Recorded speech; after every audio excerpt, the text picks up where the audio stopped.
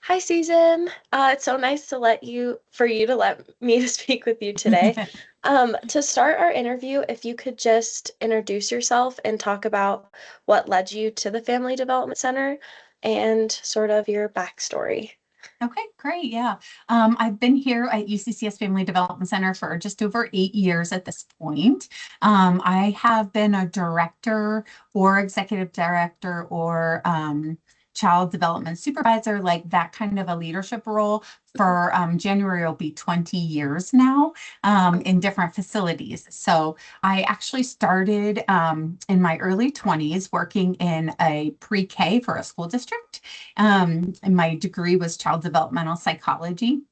And and so I just went from working in a preschool to then wanting to be an administrator. And yeah, I think I worked in a pre-K room for about 5 years before I became an executive director of a school up in Aspen, Colorado.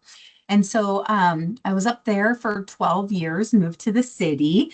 When I moved down here, I became a director of a childcare center in the community, but then a child development supervisor for Head Start, CPCD Head Start. And I was there for quite a few years before coming here then. So, Okay.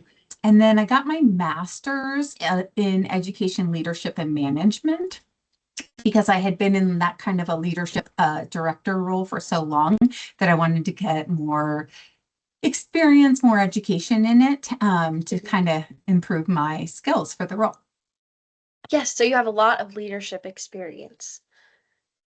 Yes, feels like it. Okay. Yeah. Sometimes it feels like a brand new though. Yeah.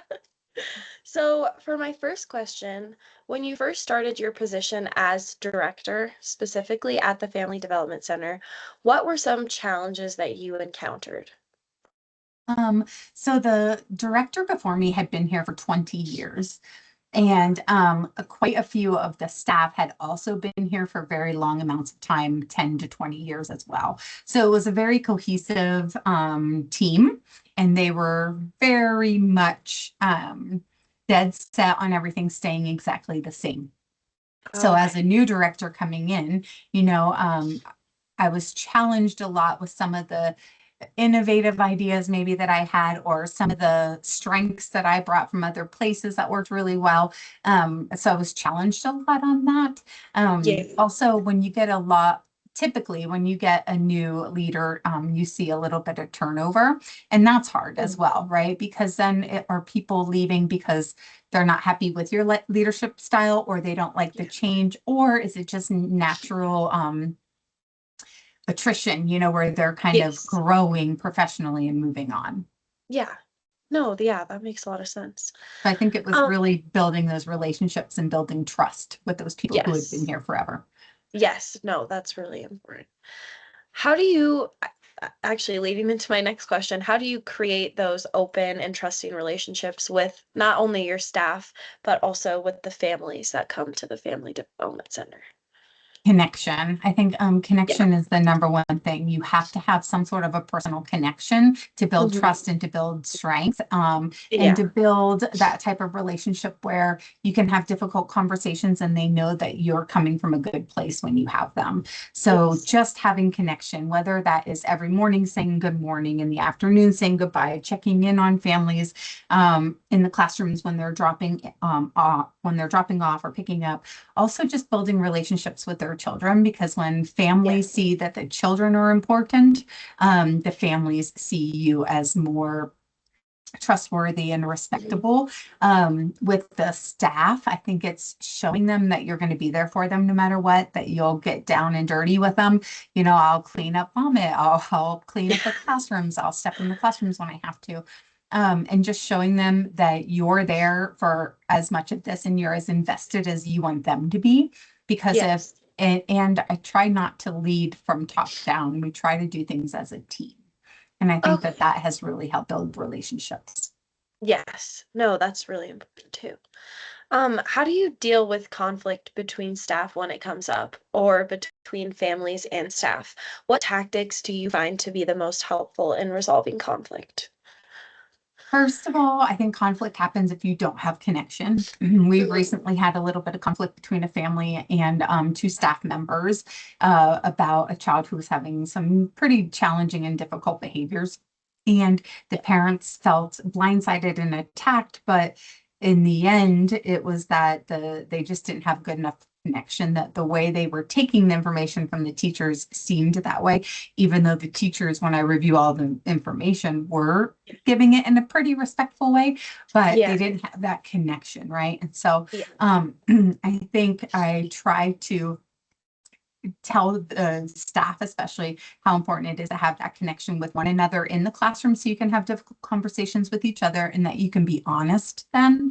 Mhm. And then same thing with families. But Yes. if that still it doesn't work to where they feel like they can't manage the conflict together and they feel like they have to come to us, we always open the door to that they Yeah. can come and talk to us and get some guidance on how to talk to their co-teacher about it. Most of the time, we want them to learn to talk to each other about the difficulties, or else when you bring a director role in, it can kind of feel like you're bringing somebody from the outside in, and that can feel more Yeah. threatening to the relationship. Yeah. And so when that happens, then we sit down and try to give that person or that teacher or the family skills to talk about it.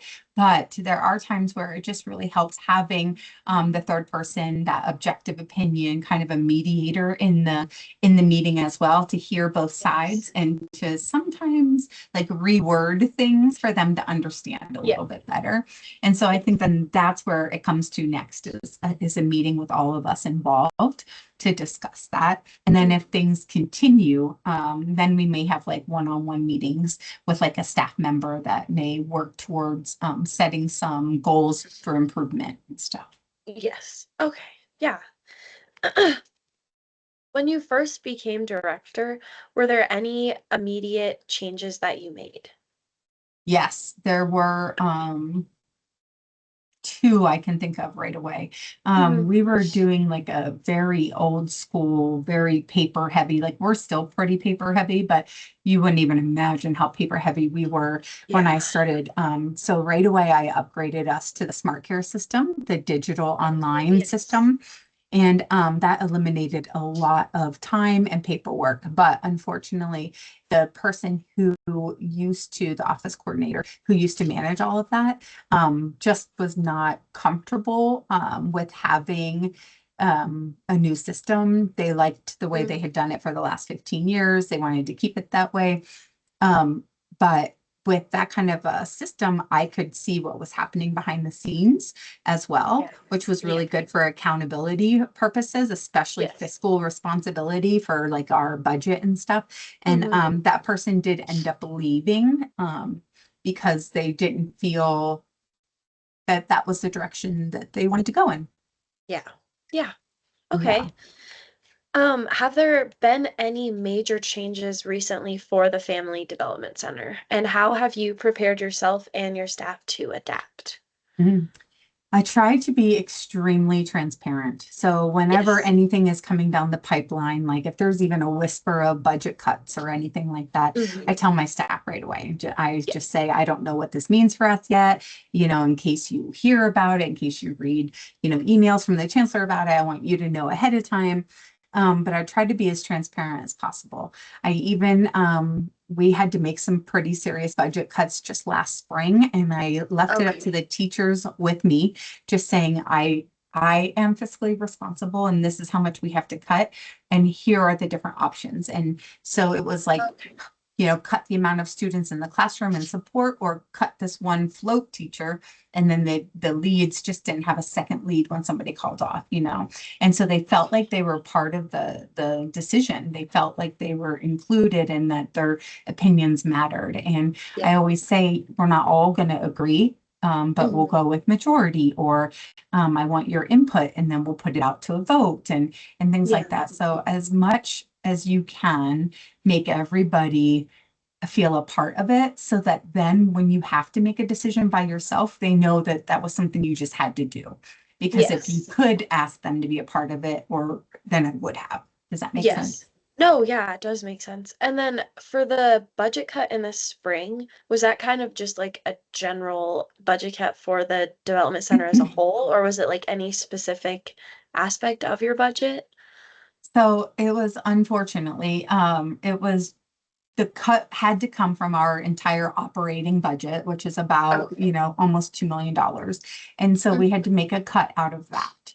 And I could cut from wherever I needed to, but unfortunately, our budget for operating expenses other than salaries is very small.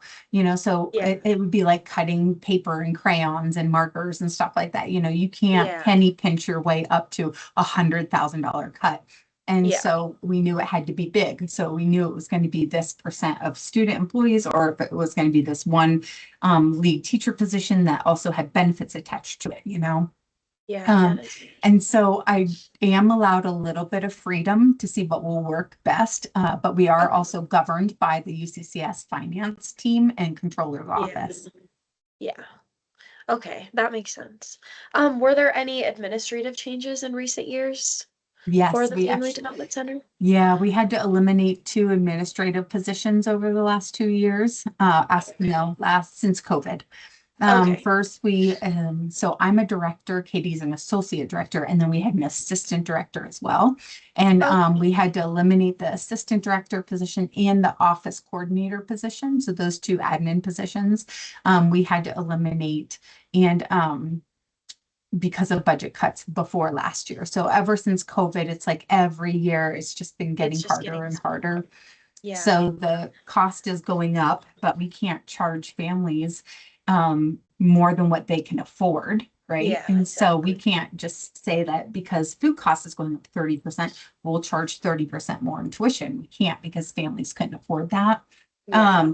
And so it's weighing like how can we increase our revenue and then how do we decrease our expenses to balance the budget? Yes. And so over since COVID, it's just been pretty difficult with that. But I mean, as a student, you've probably seen a lot of the emails come out about budget and about the Yeah. financial situation of the university as a Yeah. whole. Yeah. And so the university doesn't have money to help us because we are a auxiliary department. And Oh, okay. so their money doesn't just come over and cover us or anything if we're having a No. hard time. We have to Yeah. we're responsible They, for our own budget. shoot, yeah, that's a lot. And then when those administrative positions were cut, did you and Katie have to take over like a lot more responsibilities, or how Mhm. did you divide it up? Yeah. Um, Katie took on a little bit more and then she got a raise for that. And then Okay. I absorbed the rest. Luckily, some of that is like a lot of paperwork stuff that I was able to teach a student employee to do. Mhm. So Elizabeth, who you know, Yes. so she actually manages like three really big things for me that are just record keeping, tracking, like a lot of detail, a lot of paperwork. So Okay. which is really time consuming stuff that I was able to give her. So Mhm. the cost of her doing that for 25 hours a week is a lot less than a full-time employee with benefits With and stuff. benefits. So Yes. yeah. No, And that so I makes sense. absorbed probably one whole position. I gave and then Elizabeth does about, 20 hours a week of work for the Mhm. paperwork side of it. And then Katie Mhm. absorbed a little bit too. Okay. Okay. And then over the last year, what decisions do you believe have generated the most success for the Family Development Center? Most success.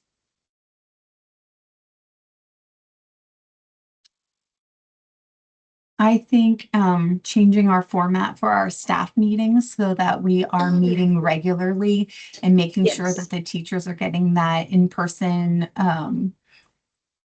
time with the directors that they need. Yeah. There for a while, we were meeting during nap time, but then it would always get canceled because people would call off and then the teachers wouldn't get to be Yeah. together. And it was just so I think that has led to a lot of success. Um, Mhm. I think, what else?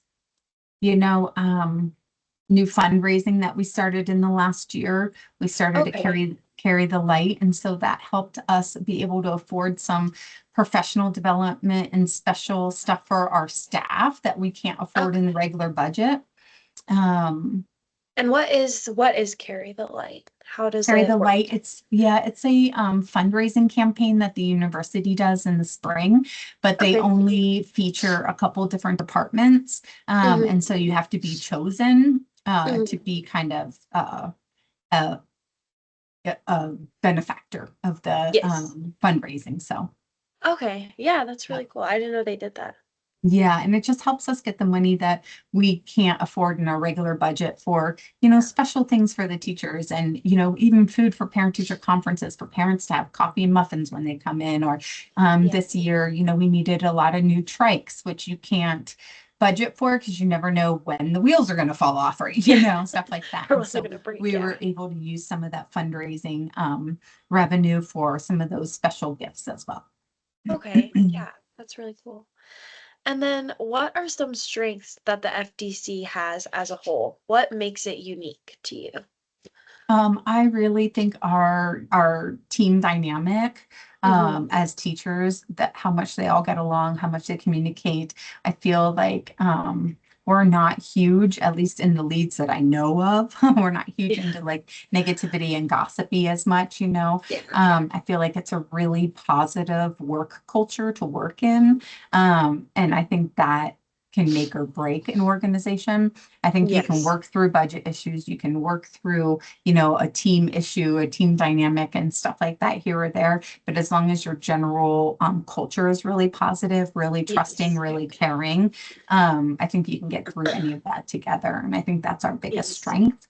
I also think that we offer a higher quality than most childcare centers. And so our families are super pleased with what they get, with the Hmm. level of care they get. And that can make a huge difference too. If you don't have high quality, which comes from having a really good team, which comes from having a lot of staff and that support, that if you don't have a good team, if you don't have a lot of trust, you have negativity, then that trickles down to the parents not being happy, and it's just like cyclical negative experience for everybody. And I just think Yes. that we do really well avoiding that.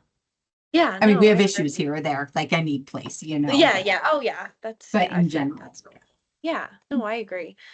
And then what are some problems that the FDC has had in current years where you came up with a solution and it led to success? um, I think restructuring some of our teams. Yes. Some of Hmm. our teams were kind of struggling with each other a little bit, not Like much in the thought. class, in the Yes. classrooms? Yeah, our Yes. classroom teams with staffing. And so we made everybody a little uncomfortable at first, but I just said from Katie and I's perspective, we see things that they don't always see on the ground Yeah. level. And we made some pretty big staffing changes last year. And so it's been over Hmm. a whole year now and it's amazing. And they're all so happy Oh, yay. and they want to stick with those teams now, and that was Yeah. hard because it was something that they couldn't all see themselves from inside, but we could feel Yeah. it and see it from the Yes. outside that some changes needed to happen. So I think that was really good. I also Mhm. think sometimes there's some administrative changes. The same thing that we just have a different perspective on things where every once in a while we have to say, we're just going to try this. And then it turns out, great. Yeah. Um, and so, yeah, I think that's one of my Yeah. examples. Yeah. No, that was a good answer. What are the Family Development Center's biggest ambitions and goals? Mhm. Our biggest ambition each year is to stay fully Yes. enrolled and Okay.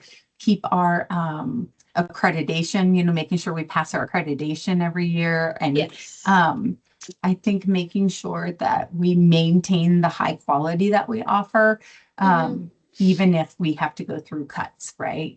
Just Yes. maintaining. I think that's one of our biggest goals and ambitions is maintaining this high quality.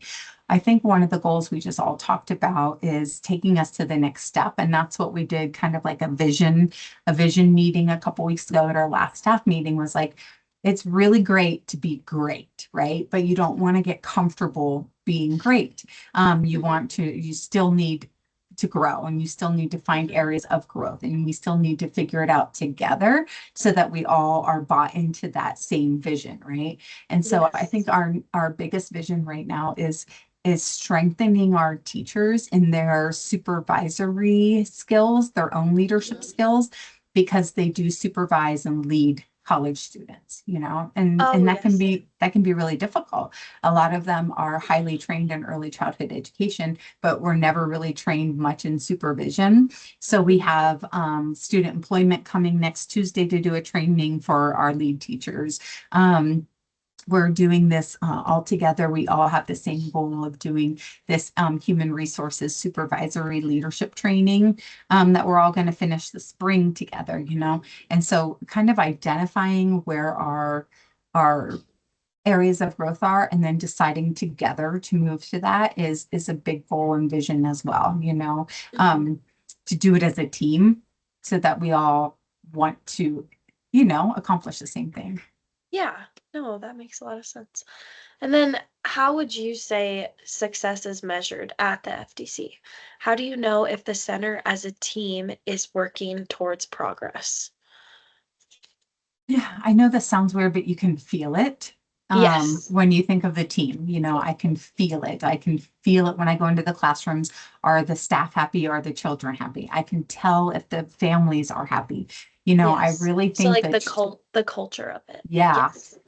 and the satisfaction, you know, I think Hmm. when you have families and children that are highly satisfied, highly happy, Yes. crying that they don't want to leave and excited to come here every day, and you know, Yeah. that just shows that the team that they're working with is in that same kind of a place because you can't fake it, Yes. you know. No. Yeah. Um, our accreditation person who came and did our rating, I loved that. She said it. She's like, you can tell you guys don't fake this. You do it every day. You know, she's like, I can Oh, just yeah. tell your kids are happy. The language is amazing with the kids, you know, the staff are happy. And so you can feel it and you can see it Yes. and you can hear it. Yes. No, Yeah. yeah, that's perfect. And then last question, how do you personally find a balance between being respected and maintaining leadership without abusing your power or not creating healthy relationships? Right. That is probably the hardest part of the job sometimes, you know. Yes. Yeah, I Sometimes I would. want to be like, I'm your boss, just do it, you know. Yeah, yeah, Um, but I want to maintain that relationship, you know. yeah. Um, and so I think making connections again is trying to keep Yes. a really good connection with the staff so that they see that they can trust me, so that I build respect with them. And so that when it Yes. does come down for me having to make a top-down decision, they Mhm. accept it. Mhm. And then being really inclusive and having a good team dynamic, you know, and spending Yes. time in the classrooms and checking on them when they're homesick, texting them, you know, it's all about that Yes. connection you build, or they're in the break room, go spend a couple minutes with them, you know, have your door Mhm. open so that on their breaks they can come talk to you. So it's really that connection and that relationship building that can create a really strong respect that then when you do have to make a hard decision or you have to have an uncomfortable conversation, you can survive that. I Yes. had to have a very uncomfortable, very difficult conversation with a staff member this past summer, about performance. And it's hard. It's really hard because you don't want to hurt somebody's feelings. You want to be respectful but honest and direct. Because if we beat around the bush, you know, they don't always know what they've Mhm. done wrong or how to get Yeah. better. And to this day, that staff and I have an even stronger relationship. And she'll even say, like, I just learned so much. And I'm just so glad you said that because I didn't realize. And now, I mean, she is just performing off the charts, you know. Oh, yeah. And so sometimes you just have to balance that. It's not about having authority, but there's an author that said feedback is love. And so Oh, yeah. remembering that feedback is love because you care about the person enough that you want them to be better, that Mhm. it's worth having that difficult conversation. Yeah, because if you didn't care, then you would just let them Let go. them, Or yeah, yeah, yeah, yeah. or let them fail and fail and fail until it's time Yeah. to let them go. Yeah. Yeah, So I exactly. think But sometimes it is hard, because you Yeah. get to know everybody here when you have such a close relationship Hmm. that then it's hard to have that conversation and be like, but I need you to show up on time, or I still need you Yes. to do your job. I still, Yes. but when you can have a very respectful, direct, relationship, that makes it a little easier. And not everybody's there at the same time. Some people I've worked with longer, so I can have a more direct relationship. Some people are more sensitive, so I have to be very careful on how I respond. So you just have to be extremely flexible, Hmm. responsive, um, direct, Yeah. and kind, even if it's hard feedback, being kind. Hmm. Yeah. So Well, thank you so much, Susan. yeah, This was a lot of good information, and I good. really appreciate you taking time out of your day to help me out with this. So thank Absolutely. you. You're Yeah, welcome. All right. Do you work tomorrow? I do work tomorrow. I work Awesome. from 7:15 to 2, so I'll see Okay. you then. I'll see Yeah. you in the morning then. Oh, also, sorry, one more Yeah. question. Do Yeah. you know, so if I stop the recording, hmm does it just automatically save, or is there something I have to do? By attending this meeting, you agree to be included privacy policy. I don't know. When you hit stop recording, Let me, um, I'm gonna try and click it. yeah, just click on the See. three buttons, or it